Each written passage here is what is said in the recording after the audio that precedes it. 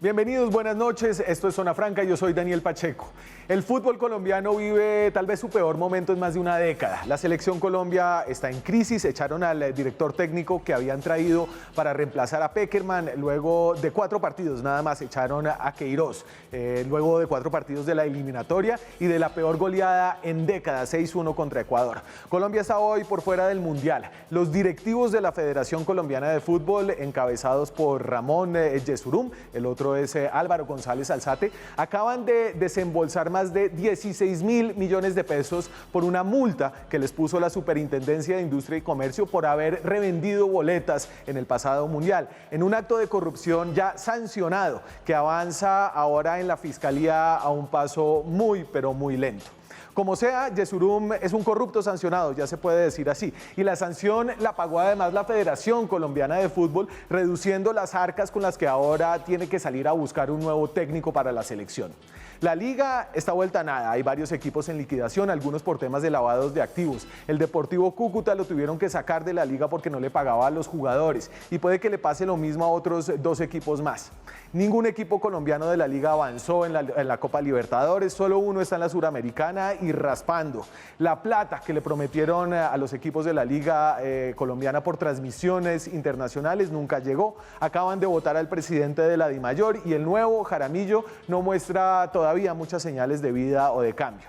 Esta es una crisis de resultados y una crisis de ética y de legalidad dentro del fútbol. Sobre todo una crisis de ética. El fútbol colombiano está podrido por dentro y nadie quiere reconocer el olor fétido que emana. Estamos en manos de unos hombres que se enriquecieron en el pasado revendiendo boletas y recibiendo coimas de empresarios, como lo demuestra la decisión, el fallo ya de la Superintendencia y versiones que hay ante la Fiscalía General de la Nación que avanzan muy lento, como lo recordaremos hoy en este programa.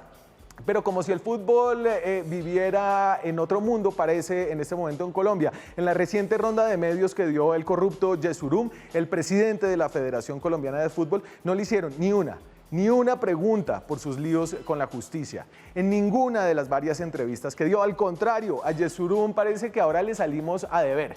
Fíjense en lo que contesta cuando le preguntan en una muy amistosa entrevista en Win si la decisión de contratar a un nuevo técnico de la federación, si en esa decisión ellos en el comité ejecutivo de la federación se han asesorado de algunos notables externos a la federación.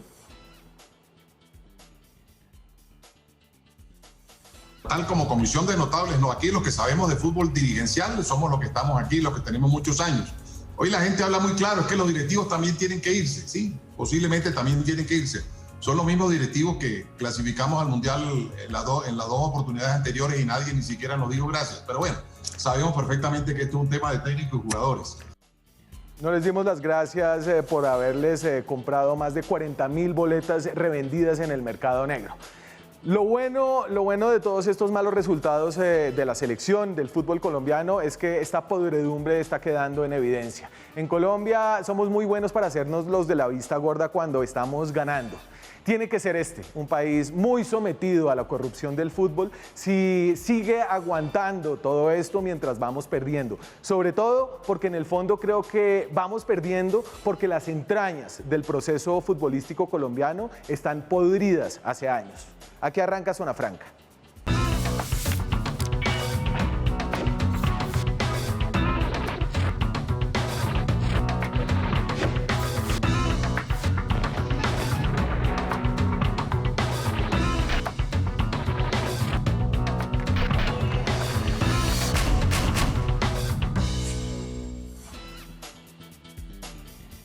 Hoy en Zona Franca volvemos al tema de fútbol que está en medios ahorita mismo porque estamos buscando un nuevo técnico de la selección. Pero más allá de si es Pinto o de si es Reinaldo Rueda, creo que hay que volver un poquito más atrás. Hay que volver a la corrupción que hay dentro del fútbol colombiano y que debe ser puesta en primera plana en los momentos en los que se toma esta decisión, sobre todo porque los que la están tomando son los ya sancionados por corrupción. Les voy a recordar cómo funcionó este esquema de reventa de boletas para las eliminatorias eliminatorias al Mundial pasado, eliminatorias en las que finalmente llegamos al Mundial. Y entonces, ahí va, este es el esquema. Cerca de 40.000 boletas de los partidos que se jugaban en Barranquilla. Muchachos, el del esquema, porfa. Cerca de 40.000 boletas de los que se vendieron en Barranquilla fueron dadas a una compañía que las revendió, una compañía que se ganó una licitación que armaron en el sector privado, pero una licitación que se amañó. Entonces la Federación Colombiana de Fútbol dijo, vamos a salir a licitar la venta de las boletas que se iban a vender en Barranquilla para 8 partidos de las eliminatorias a Rusia 2018. Entonces buscaron a varias empresas privadas y entre esas tenían a una empresa ya charlada, que era la empresa de sus amigos en el sector privado, los amigos de Ramón Yesurum y compañía. Todos los sancionados siguen muchos de ellos ahorita en la Federación. Y esa licitación la ganó una empresa que se llamaba Ticket Shop, que luego se alió con otra empresa que se llamaba Ticket Ya. ¿Y cómo ganó esa licitación? Ticket Shop recibió información privilegiada de la Federación Colombiana de Fútbol y gana ilícitamente esa licitación.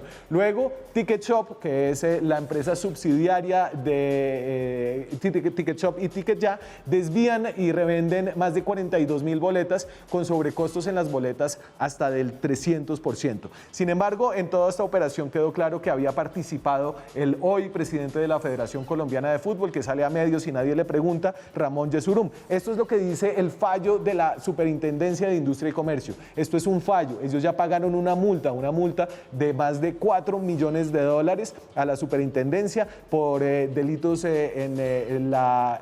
Entonces, lo que decía, la oferta contenía una inconsistencia de 3.000 millones de pesos, en los valores presentados en números y en letras. Lo que se presentó porque la cifra fue modificada a 40.000 millones de pesos instantes antes de que se venciera el plazo para llegar la oferta.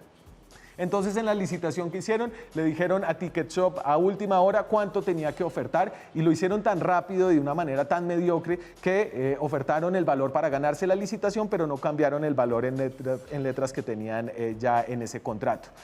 Tengo aquí en estudio al periodista de Zona Franca, a Oscar Felipe Agudelo, quien me va a ayudar a sacar un poco de lo que está dentro de este esquema de corrupción y de lo que pasaba después de que Felipe ya le habían entregado a Ticket Shop y a Ticket Ya esta licitación. Los miembros de la federación seguían utilizando a estos empresarios, a los que ayudaron a ganar la licitación con corrupción, para pedirles boletas y les pedían tantas boletas que incluso se les acabaron las boletas para entregarles a los jugadores de la selección que les dan boletas para los partidos, ¿cierto? Así es, Daniel. Pues en una de las partes del fallo de la superintendencia vemos cómo se agarran y cómo es esa pelea interna por las boletas. O sea, la rapiña de los ejecutivos de la federación era tan grande que, a pesar de haber supuestamente recibido coimas para entregar el contrato, también estaban ellos revendiendo pedazos de boletas, tanto que los jugadores de la selección se quedaban sin boletas. Entonces, vamos a leer unos chats y aquí entonces yo voy a ser José Elías Dacaret, ¿cierto? Yo voy a ser el miembro de Ticket Shop al que... De Ticket Ya.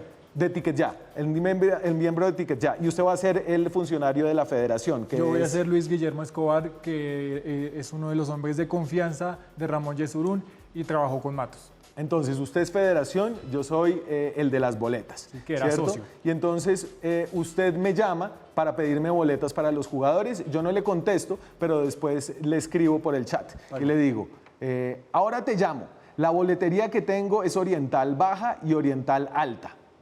La localidad no me importa mucho, con 50 Oriental y 50 Occidental los dejo tranquilos. Y entonces, de nuevo, él es federación, yo soy el empresario de las boletas Yo soy la mano derecha de Yesurum, o uno de los hombres de confianza de Yesurum. Listo. Y entonces, yo que soy el empresario le respondo, voy a ver Ticket Shop qué consigue.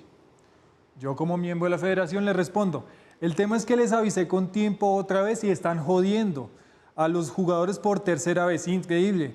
3 bloqueos para los jugadores y no respetaron ninguno. Por favor, habla con Iván, aquí se refieren a Iván, Iván Arce, el gerente de Ticket Shop, y dice, por favor, hablen con Iván y solucionen este tema. Es muy delicado. Tengo a Ospina reventándome el teléfono todos los días, a David Ospina. David Ospina, el arquero de la selección, porque no hay boletas para darle a sus familiares y allegados. Y entonces el empresario le responde, perdona que te contradiga, pero a los jugadores los jodieron ustedes en la federación, que les dimos 4.200 boletas y no dejaron ni una para ellos. No hables así, Luis. Cuando te reuniste con Iván Arce de Ticket Shop la última vez, un miércoles, yo ya tenía la boletería desde el sábado y obviamente la agoté en 10 minutos. Siempre ustedes le han dado la boletería a los jugadores de la que tienen. Nos han devuelto boletas de los jugadores 3 días antes de un partido y la hemos tenido que recibir y quedarnos sin venderla. No me parece justo. Estamos ayudando, pero no me digas que nosotros jodimos a los jugadores. Esto es un negocio, Luis, y tú no puedes hacer bloqueo de nuestra boletería para resolver un problema que tú mismo creaste. Les ayudamos con todo gusto, hasta donde nos es posible, pero no me digas que los jodimos. Estuve sentado 3 horas con Iván, bloqueando con Iván Arce. Y esto es bloqueando boletas, es reservando boletas, ¿cierto? Boletas. Esto no es con ánimo de polemizar, Luis, sino al revés, de hablar más seguido en paz para evitar problemas y disgustos. Imagino que Iván Arce de Ticket Shop no sabía que estas 1.500 boletas ya habían volado.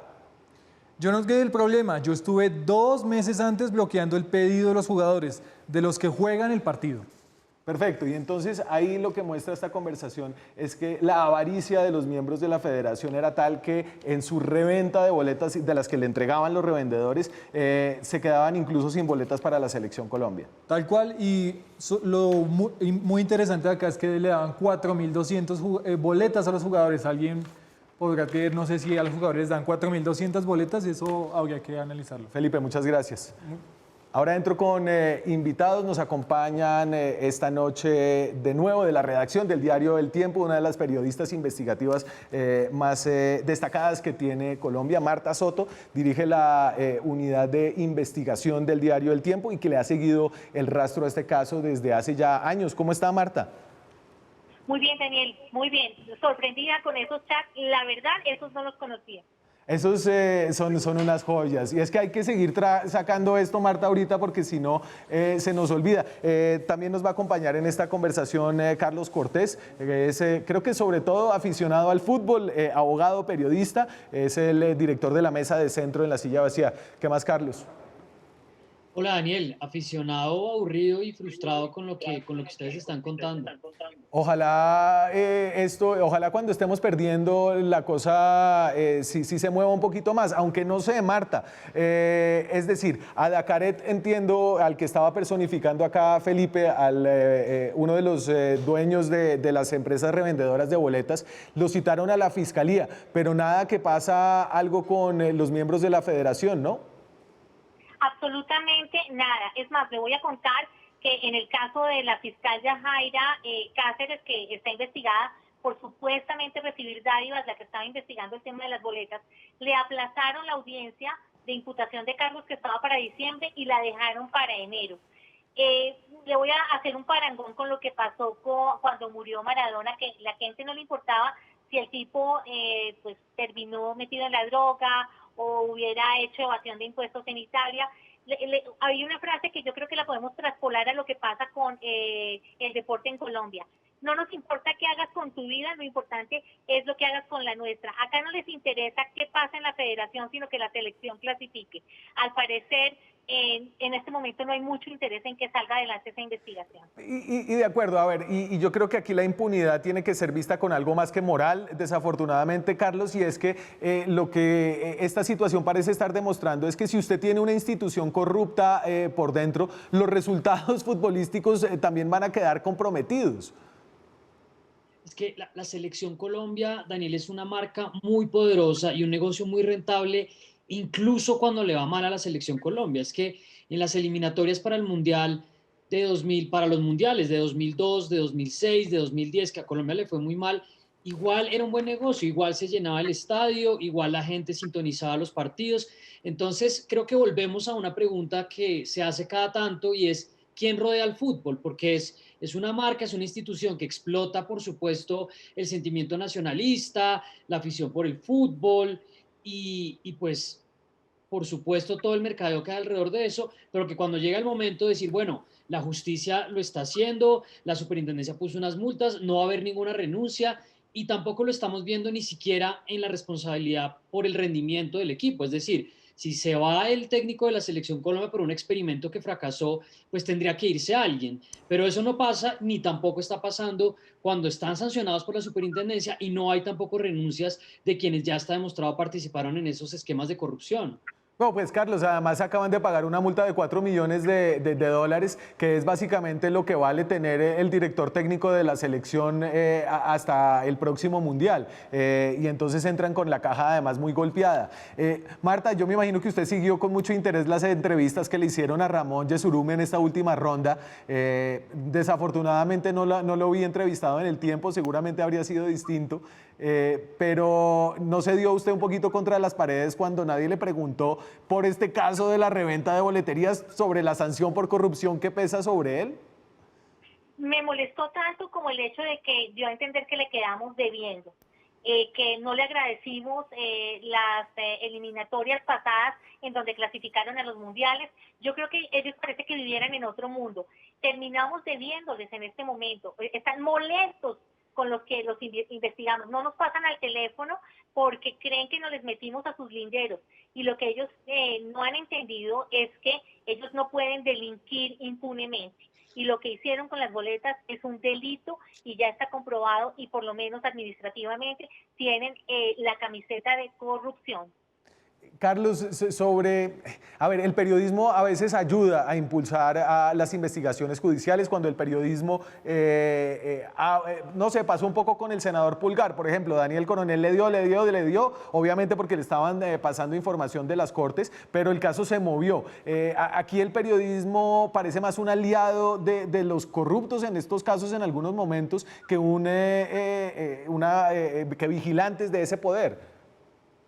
Pues es que la última vez que estuvimos en Zona Franca hablando de este tema el año pasado, que estaba también Alejandro Pino, pues la conclusión también es, preguntábamos quién rodea al fútbol, y al final el problema es que una gran parte del periodismo deportivo hace parte del negocio, y el caso de Winsports es el ejemplo más claro. Entonces, por supuesto que hay excepciones de personas que han hecho investigación, que han hecho denuncia, pues el caso de ustedes que han hecho varias veces programas sobre fútbol, el mismo caso de Pino, que incluso le valió vetos por meterse en eso. Y pues cuando yo lo hice, como no hago parte del gremio periodístico deportivo, entonces pues al final el costo es bajo, pero como esta es una economía de la que al final depende, o sea, al periodismo le conviene que se hable de fútbol para vender partidos, para vender publicidad, pero también porque el canal mismo hace parte de las transmisiones, pues nos quedamos en una situación donde no contamos con una presión adicional desde el mismo periodismo deportivo, sí, para que le ponga presión a las denuncias que se han venido haciendo desde las investigaciones generales de corrupción y de justicia. A Alejandro Pino y a otros excelentes periodistas deportivos los pueden escuchar aquí en el canal Red Más, en el nuevo programa que se llama La Titular, para que sumemos más voces a este debate. Marta, voy a poner un pedacito de la entrevista que creo que pasamos en el pasado programa cuando entrevistamos hace más o menos 2 meses al superintendente. Acababa de salir esta decisión, creo que había la sensación de que el fallo de la superintendencia iba a impulsar a la Fiscalía por un lado, que ya usted me dice no pasó, y también iba a impulsar al Ministerio de Deporte a hacer algo. Esto decía Barreto. Lo que pasa es que ellos tienen otra situación, y es que en el interregno de la investigación y la sanción se creó el Ministerio del Deporte, y eso se crea a través de una ley. Y esa ley del deporte le otorga facultades disciplinarias al Ministerio del Deporte. Entonces, cualquier persona que esté en un comité deportivo en Colombia, como la Federación Colombiana de Fútbol, cuando ya ha sido encontrado responsable administrativamente, el ministerio por eso debe de conocer de esa sanción que nosotros impusimos, porque puede remover a estos miembros de la comisión de la Federación Colombiana de Fútbol disciplinariamente. 1, porque fueron hallados responsables de una conducta que afecta pues el deporte colombiano. 2, porque la ley así lo permite, y por eso es que el Ministerio del Deporte les va a abrir esa investigación administrativa para removerlos. Esto fue hace 2 meses, creo que yo escuchaba optimista al superintendente, Marta, pero ¿qué pasó con Lucena? ¿Se enfrió la cosa? Es que fue bastante curioso, porque usted acuérdese que incluso Lucena le hizo una llamada al ministro de Justicia a decirle, oiga maestro, aquí estamos indagando a los de la cúpula del fútbol mientras usted está en el palco con sus 2 hijos y pertenece a uno de los capítulos de la Federación de Fútbol, y acuérdese que le tocó salir al ministro de Justicia a decir, me retiro. No ganaba un peso, mis hijos son futbolistas, pero bueno, me retiro. Tenía muy buen impulso, no sé qué fue lo que pasó, no sé si es el tema de la selección, no sé si es el tema de la pandemia, no sé si es el tema de la camiseta y el patriotismo. Acuérdense que cuando Colombia está en dificultades, Palacio de Justicia meten un partido de fútbol. Entonces ahorita estamos en dificultades, queremos que la selección salga, que tengamos un espíritu renovador con el tema de la pandemia. No sé si eso tenga algo que ver, pero una cosa es la justicia, la parte administrativa, y otra cosa es la deportiva, y creo que no hemos podido como marcar ese lindero, y creo que estamos revolviendo cosas.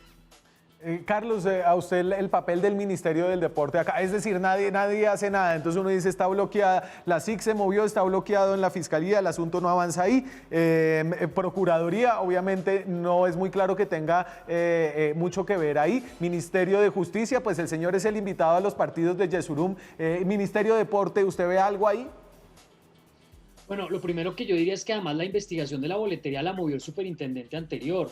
Y ahí uno también tiene que poner en la mesa otro elemento de contexto, y es que Jorge Enrique Vélez llega a la DIMAYOR, entre otras cosas, pues de Cambio Radical, para también darle algún tipo de manejo o de influencia a las investigaciones que se estaban haciendo en la Fiscalía General de la Nación, donde además no se ha avanzado teniendo en cuenta el antecedente de las boletas en la superintendencia. Ahora, frente a lo que usted dice, es que el ministro Lucena ni siquiera debería ser quien tomara ese mensaje, sino tendría que ser el presidente. Lo que pasa es que, pues, en un contexto de un gobierno débil y a nadie le conviene una crisis en el fútbol colombiano, el presidente Duque tampoco se va a personar para decir esto es un problema. Recordemos además que cuando el Bolillo Gómez golpeó a una mujer cuando era técnico de la Selección Colombia, que me parece increíble que además vuelva a sonar como candidato, quienes finalmente presionaron un cambio dentro de la federación fueron el presidente Juan Manuel Santos y el patrocinador de ese momento.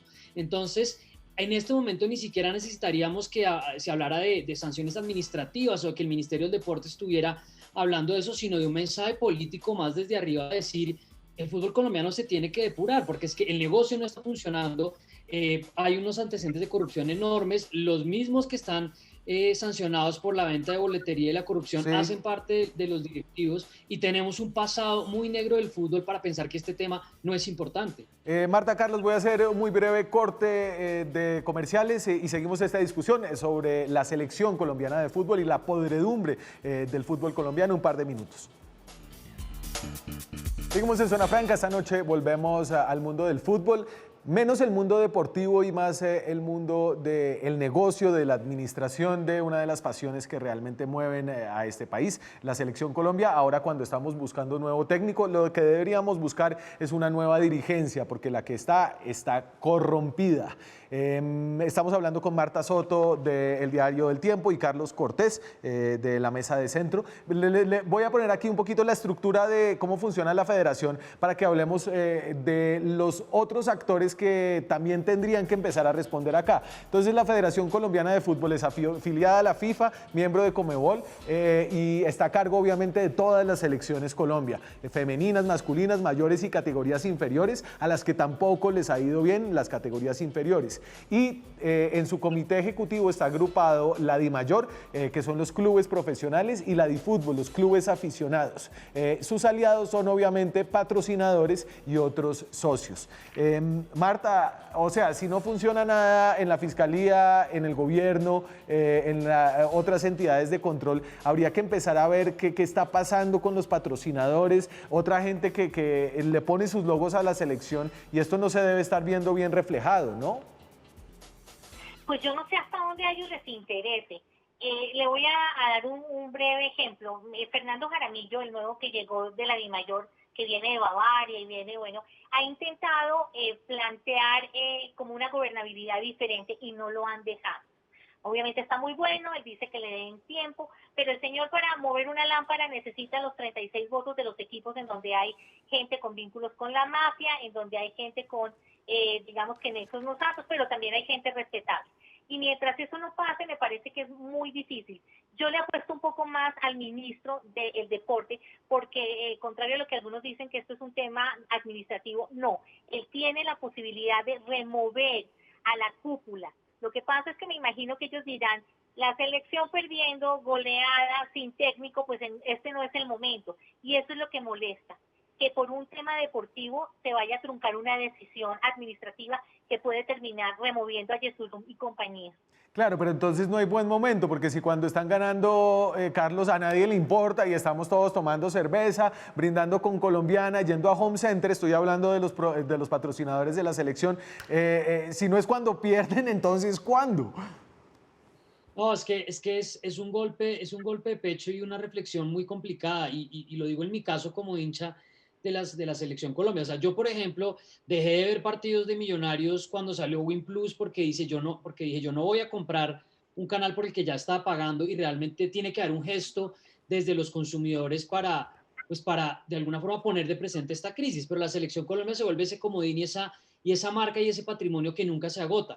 Pero además, vea, para añadirle un par de cosas al tema, porque usted habla del fútbol aficionado, Álvaro González es el presidente de la DiFútbol, de la División de Fútbol Aficionado, desde 1993. O sea, este tipo manda en el fútbol aficionado hace 30 años. Y si usted también recuerda, pues hoy en día Luis Bedoya, que está condenado o está enfrentando cargos ante la justicia norteamericana por el escándalo del FIFA Gate, ya es esta escala de corrupción para un nivel más global, fue presidente de la Federación de Fútbol y fue presidente de la DIMAYOR. Ahí hay un carrusel de poder Sí. que siempre está conteniendo ese poder. El mismo Ramón Yesurún, que es hoy en día el presidente de la federación, venía también de la DIMAYOR. Es cierto que con la llegada de Jaramillo a la DIMAYOR intentan como abrir un espacio distinto, pero este es un gremio que se protege a sí mismo y que tiene el poder, y que eventualmente, si se llegara a generar un cambio, lo que pasaría es que entraría alguien de los que está haciendo fila. Hablemos un poquito de esa estructura del comité ejecutivo. Estos son supuestamente los señores que van a tomar esta decisión, Marta, y aquí hay nombres interesantes y hay tendencias interesantes. Juanse, tengo ahí el del comité ejecutivo. Entonces, la DiFútbol tiene 3 puestos en el comité ejecutivo, es decir, las ligas aficionadas, y la DIMAYOR, que es la liga profesional, tiene otros 3 puestos.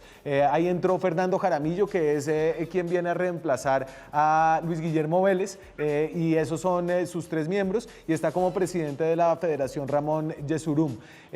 Marta, hablemos un poquito de los vínculos y para entender por qué Ramón Yesurún es una figura tan poderosa. Él venía de la DIMAYOR, ¿cierto? Y él había sido vicepresidente del Junior, es decir, que es barranquillero y es cercano a la Casa Char. A la Casa Char, que ahorita mismo tiene presidente del Senado y tiene procuradora general con Margarita Cabello. ¿Usted cree que todas esas amistades funcionan en momentos difíciles como estos?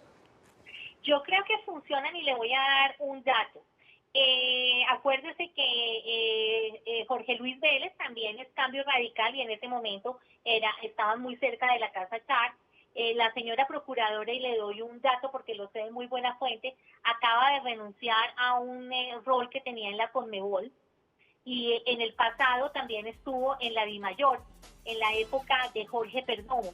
Entonces, digamos que ellos han sido muy inteligentes en rodearse de gente de las altas cortes, como en el caso de la hoy procuradora electa, de gente de la fiscalía, como ya lo pudimos ver. Entonces, yo creo que ellos son muy inteligentes, pero los que mantienen esa cúpula podrida son los dueños de los equipos.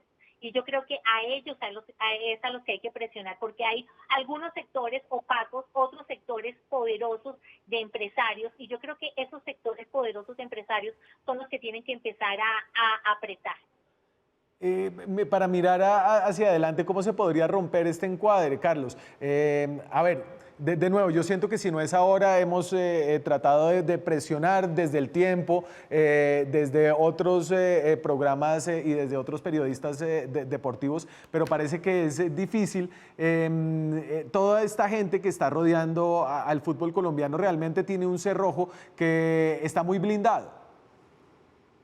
Bueno, yo veo dos elementos ahí. El primero, retomando lo que decía Marta y lo que hablábamos antes, la ficha de Jorge Enrique Vélez era fundamental para sostener la presión política y ayudar a intermediar ciertas investigaciones y ciertas presiones que había en la Fiscalía. Y ese para mí sería el primer punto, es decir, si la Fiscalía entrara siempre con esta amenaza que existe desde la FIFA de que si se mete demasiado un Estado, los desafilian, pero acá hay una claridad, son delitos que tendrían que producir unas imputaciones y unas condenas. Si tuviéramos un antecedente de esos, yo pensaría que algo tendría que suceder. Obviamente estoy siendo excesivamente optimista, pero el segundo punto que me parece relevante es la crisis del fútbol colombiano, del fútbol profesional colombiano.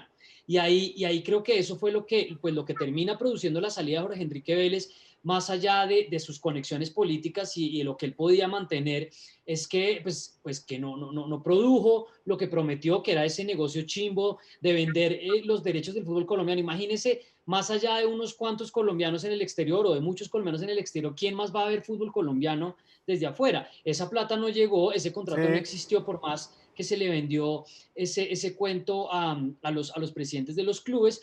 Y pues viene también el elemento adicional del canal nuevo, que tampoco funciona, y pues del estado de quiebra del que ustedes también hablaban en algún momento de los clubes. Yo pienso que si esa crisis del fútbol colombiano sigue profundizándose, eso también puede ser un elemento que influye, porque además nosotros, incluso en los peores momentos del fútbol colombiano, cuando estaba tomado por la mafia, cuando teníamos ya casos como el de Millonarios, como el de Nacional, como el de América, siempre había resultados a nivel de club que funcionaban.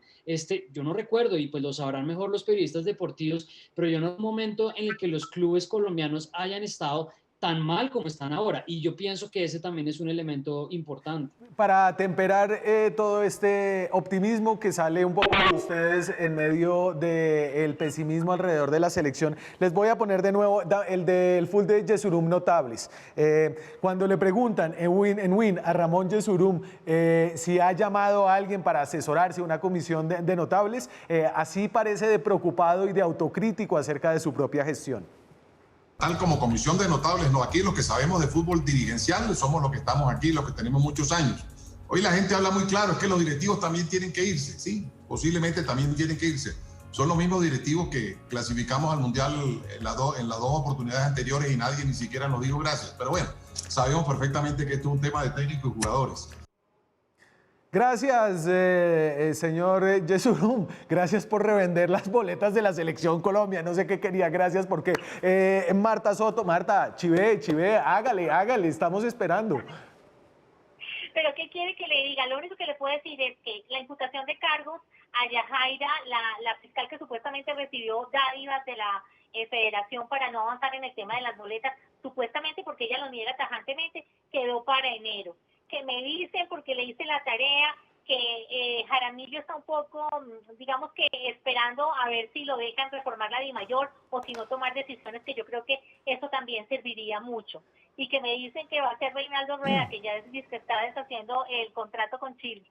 Ahorita en este programa les vamos a sacar otros correos en los que sale mencionado Reinaldo Rueda, quien tenía muchos fans dentro de, como se imaginarán, Ticket Shop y Ticket Ya.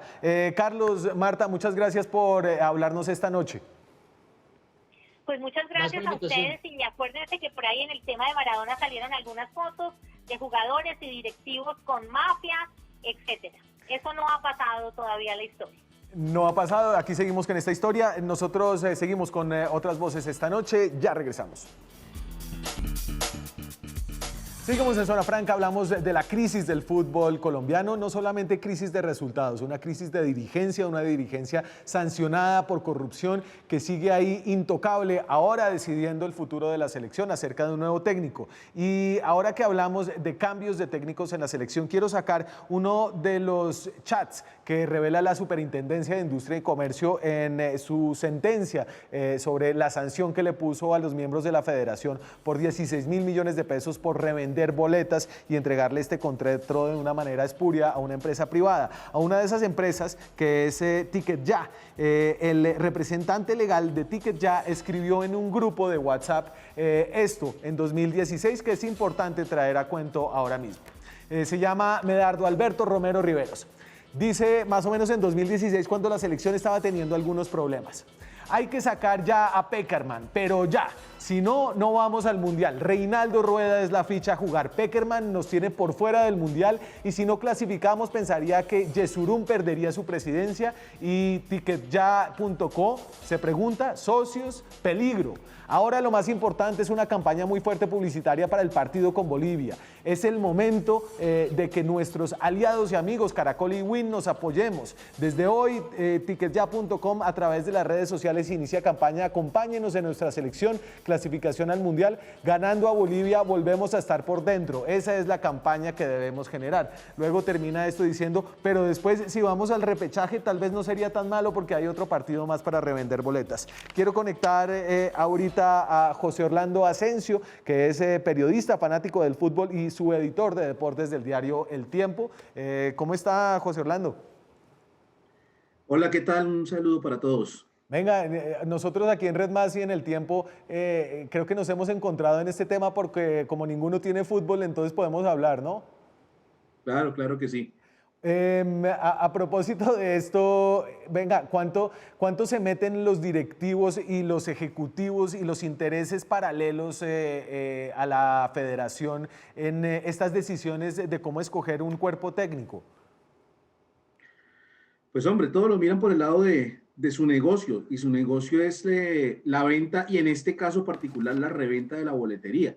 Si el equipo anda bien, el negocio les va a funcionar. Si el equipo no funciona, pues el negocio no les va a servir. Por eso, pues, se toman el atrevimiento y se toman la atribución de sugerir cambios en lo deportivo, lo cual no debería ser así. Si nosotros tuviéramos una estructura real en el fútbol colombiano, un trabajo de selecciones nacionales, no solamente con la de mayores, integrado con todas las selecciones menores, integrado con el fútbol profesional, integrado con los jugadores que están en el exterior, un trabajo a largo plazo, pensado en no solamente llegar hasta donde se llegó, porque lo que se hizo con Pekerman fue muy bueno en 2014, sí, pero mantener eso y mantener también el trabajo de las divisiones menores. Eso no existe, ese proceso en la selección no existe. ¿Cuántas veces hemos cambiado de cuerpos técnicos en las selecciones menores en los últimos 10 años? En la sub-20 han pasado entre 4 técnicos, tres técnicos exactamente, Lara, Pizzi Restrepo y ahora este señor Reyes.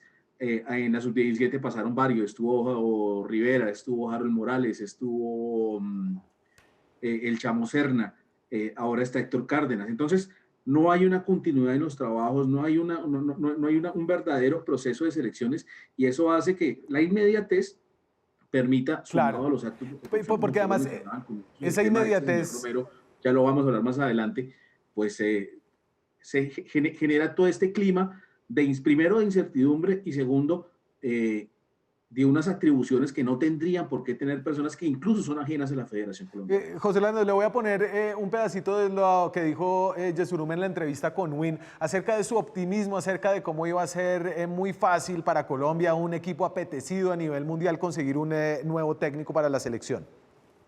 Presidente, uno pensaría que la selección colombiana, por los jugadores que tiene y por su pasado reciente, es una selección que seduce a cualquier entrenador. ¿Cuántas hojas de vida han recibido ustedes de entrenadores?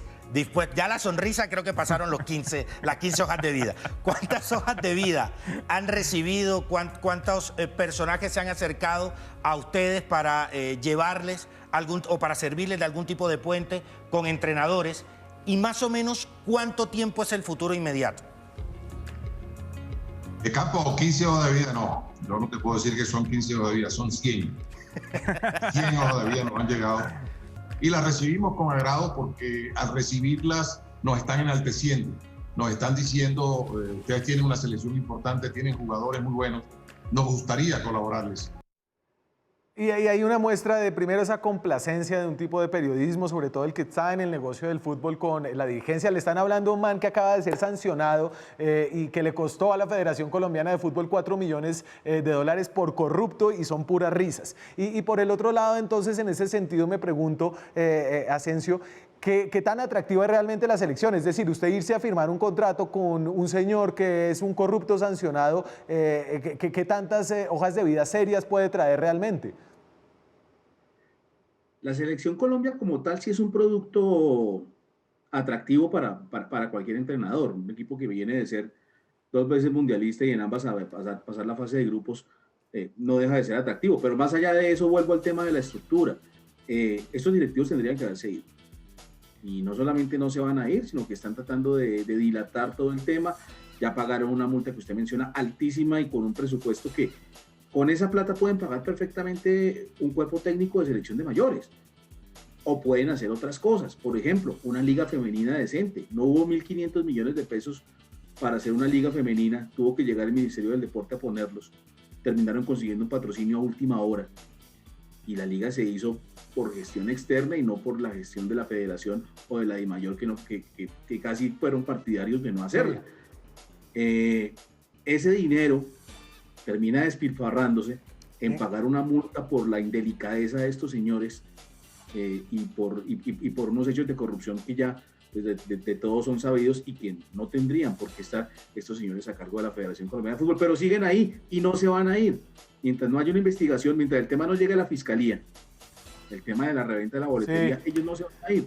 Ellos consideran simplemente ese tema de la superintendencia y ahí está de comercio como una sanción disciplinaria. De acuerdo. Y al ser una sanción disciplinaria, pues eso no les genera tampoco ninguna investigación por parte del Ministerio del Deporte, que tendría que señor. A intervenir en este tema. Como el tema no ha llegado a Fiscalía, pues simplemente no se meten y por eso estos señores siguen ahí y no solamente van a seguir ahí, sino que van a tener la posibilidad de tomar la decisión de quién va a agarrar ahora la Selección Colombia, que puede llegar un técnico muy bueno, atornillados, pero eso no le quita el halo de indignidad que tienen ellos y que no va a permitir que ellos se vayan a ir. Dígales, a no ser que el tema llegue a la Fiscalía. Son corruptos corruptos sancionados por la SIC. José Orlando Asensio es editor de deportes del diario El Tiempo. Asensio, un gusto haberlo tenido esta noche, muchas gracias. No, un gusto acompañarlos, siempre dispuesto cuando ustedes lo requieran. Muchas gracias. Nosotros seguimos aquí, vamos a una pausa, ya regresamos. Seguimos de Zona Franca, hoy hemos hablado de la corrupción en la cúpula del fútbol colombiano, una corrupción que, como lo ha contado varias veces nuestro próximo invitado, Melquisedec Torres, abogado, periodista huilense, existe no solamente en la cúpula, sino también en las partes más bajas. Es decir, Melquisedec, buenas noches, ¿cómo está? Hola Daniel, buenas noches a usted y a todos los televidentes, ¿qué tal? Entonces, hermano, veníamos hablando del tema de Yesurum, de González, José Orlando Asensio nos decía, mire, esto además de un problema de la cúpula viene de un problema integral en todos los esquemas del fútbol colombiano, y yo justamente a propósito de eso me acordé de esta investigación que usted publicó en Twitter en un muy buen hilo acerca de Eduardo Dávila Armenta, quien usted dice es un paranarcotraficante y asesino que participó en 2 asambleas de la DIMAYOR, y quería que usted me trajera esta historia para darle para nutrir más esta idea de que hay un problema profundo en el fútbol colombiano. Sí, Daniel, resulta increíble que más de 35 años después de que el entonces ministro de Justicia, el huilense Rodrigo Lara Bonilla, denunciara lo que él llamó los dineros calientes en el fútbol colombiano, después de más de 35 años de eso, Colombia algunos equipos del fútbol colombiano siguen en manos de narcotraficantes o, como en este caso, de paranarcotraficantes. Eduardo Dávila Armenta es un criminal, así lo consideró la justicia, fue condenado por homicidio. En los años 70 estuvo preso en Estados Unidos. Tenía 4 sindicaciones de las autoridades de Estados Unidos en los años 70, cuando la famosa mafia marimbera. Y estamos hablando del dueño del Unión Magdalena, ¿cierto? El dueño de la Unión Magdalena toda la vida, por lo menos desde la vida que usted y yo tenemos. Y solamente aquí para contextualizar, es que el dueño de la Unión Magdalena, por ejemplo, es importante porque el dueño tiene un voto en la DIMAYOR, y ese voto en la DIMAYOR se utiliza para escoger a uno de los miembros del comité ejecutivo de la Federación Colombiana de Fútbol, que a su vez eligen al presidente de la Federación Colombiana, quienes a su vez eligen al próximo técnico de la Selección Colombia. Y entonces sígame contando como de las bellezas de este señor. Bueno, el señor Dávila Armenta hizo parte de esa familia, de ese nombre, en los años 70, en la famosa bonanza marimbera de la marihuana que asoló a Colombia. Pasamos luego de la bonanza marimbera al narcotráfico, y el señor Dávila Armenta fue socio del alias El Mono Abello, recordemos, uno de los grandes narcotraficantes costeños que ya está muerto. y hubo varios episodios relacionados con la trayectoria, entre comillas, criminal de los Dávila, de él y de su hermano José Domingo Dávila, que incluso fue gobernador del Magdalena comenzando este siglo. Fue condenado este gobernador por su relación con los paramilitares de la costa, especialmente con Jorge 40, y luego Eduardo Dávila, que ya tenía serios antecedentes, incluso aparece relacionado, recuerda Daniel, en el famoso libro del periodista Fabio Castillo, Los jinetes de la cocaína, como uno de los grandes mafiosos, tanto de la bonanza marimbera como ya del desarrollo de la cocaína en los años 80. Sí. De manera que es una trayectoria de más de 30, 40 años de criminalidad y sin embargo sigue siendo el dueño de la Unión Magdalena. En algún momento la justicia colombiana determinó la extinción de dominio del 25% de las acciones de la Unión Magdalena. No sé, no he podido averiguar qué pasó con esa extinción de dominio, pero la Unión Magdalena sigue siendo propiedad absoluta de Dávila. Dávila fue condenado por homicidio por el asesinato de una mujer que hacía parte de una curiosa relación clandestina que él tuvo con la viuda de un narcotraficante. Esa viuda tenía una mujer de confianza a la que le decían la nena. Esta nena luego termina asesinada y Dávila es condenado a 34 años de prisión por ese homicidio, en el que también aparece una relación ahí muy enredada con Jorge 40, con otro paramilitar que era el esposo de la ¿Y él está en la señora cárcel? que resulta viuda. ¿Y está en la Señor, cárcel? Pues imagínense que en agosto del año pasado, el señor apenas había cumplido 5 años en la cárcel y no tengo los detalles, pero se le concedió la prisión domiciliaria, es decir, la mansión por cárcel, que es donde vive en Santa Marta, de donde participa en las asambleas de la DIMAYOR, tiene voto en la DIMAYOR por ser el dueño y presidente de la Unión Magdalena, pese a esa condena judicial tan grave y pese a todos los antecedentes de narcotráfico que tiene Eduardo Dávila, que, como le decía hace un momento Daniel, desde que yo tengo uso de razón en el fútbol en los años 80, Dávila es miembro principal de la dirigencia colombiana. Señor, esa es básicamente la historia que quería que me contara. Es una muy buena historia y creo que es una historia que es relevante en este momento cuando estamos hablando de los problemas del fútbol colombiano. Sí, Daniel, y hay un detalle aquí de picaresca política, pero de mucho alcance, y es que yo conté en ese hilo que usted recuerda de julio de este año, que López Miquelsen, Alfonso López Miquelsen, que fue presidente de la República, era pariente de los Dávila, y Fabio Castillo lo cuenta en su libro Los jinetes de la cocaína. Y hay un episodio en el que López Miquelsen recibe de la DEA un documento que se llamó el Libro Blanco de la Marihuana. En ese libro aparecía la relación completa de los Dávila, y a López Miquelsen se le preguntó por esos parientes y dijo que no había leído el libro porque le parecía que no tenía mayor importancia y porque había unos nombres sin pruebas allí. Pero ese es un detalle que, reitero, lo cuenta Fabio Castillo en este famoso libro que fue, digamos, o es todavía la Biblia del narcotráfico en Colombia.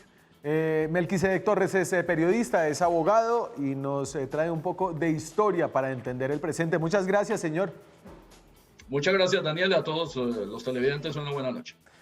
Nosotros hasta aquí llegamos, se nos acabó el tiempo. Acuérdense, cuando estén hablando del reemplazo de Queiroz, si es Rueda, si es Pinto, si es el Bolillo, ese no es el problema. Ese no es el problema para el futuro de la selección o del fútbol colombiano, es la corrupción. Nosotros nos vemos la próxima semana con más periodismo, más debate, más opinión. Chao.